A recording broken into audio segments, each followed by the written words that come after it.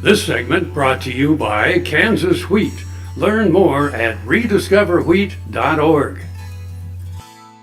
Well, they all have a very important job here at Kansas when they come to their annual meeting, and that's to put their policies forward that will come onto our PD process at American Farm Bureau, and that is critical, important business they'll do. My job here is to encourage them, and some of the things that I've been working on this year is to bring some unity to agriculture within Farm Bureau and outside of Farm Bureau, and to motivate them to the grassroots to be more and more involved in, and not just in policy, but educating our consumers to let them understand what we do each and every day. My biggest concern is that TPP looks like it's on ice and will stay on ice.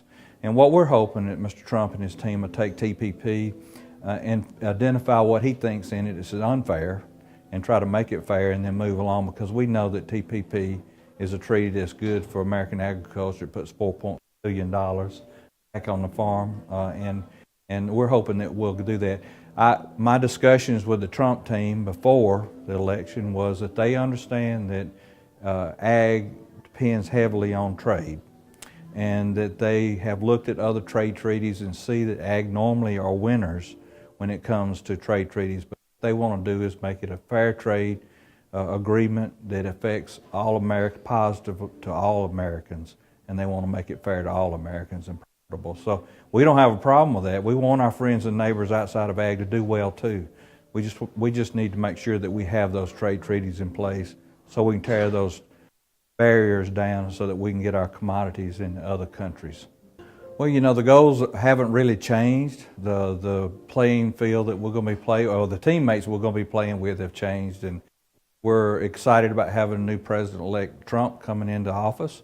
But there's two things I'm excited about. One is that rural America may not have sent him to the White House, but they surely paved the road for him. And we're real excited about all the talk and the reality that rural America and farmers and ranchers actually made a difference in this election. And we think that's going to give us a lot of leverage power with this new president, because he's going to understand that we helped pave the road for him to go to the White House.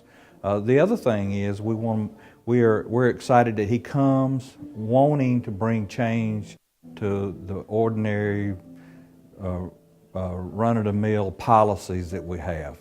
You know, someone that identifies with us that we got problems in the policies that are affecting us now, and he wants to bring that change, and especially in the regulatory area. So we're excited about that. And he says he's going to have immigration reform. We've been wanting immigration reform for years, and we have some challenges with his views on immigration reform, but he has his ag team before the election promised that agriculture would have a seat at the table when we find the solutions to those problems. So we're real excited about having that promise of having a seat at the table.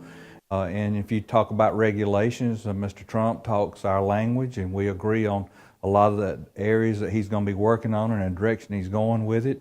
And then, of course, anything around endangered species, anything that affects our private property rights. We've got a great opportunity to do some tax reform. So we're real excited about what's coming up in the next year.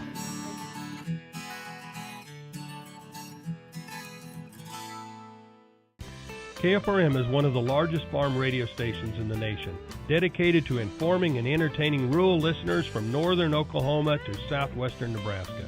You can catch KFRM in many ways. Of course, 550 on the AM dial, streaming at kfrm.com, or on your smartphone by going to the TuneIn Radio app, or on AGam in Kansas on Tuesdays, and Facebook every day of the week. KFRM, tune us in. You'll be glad you did.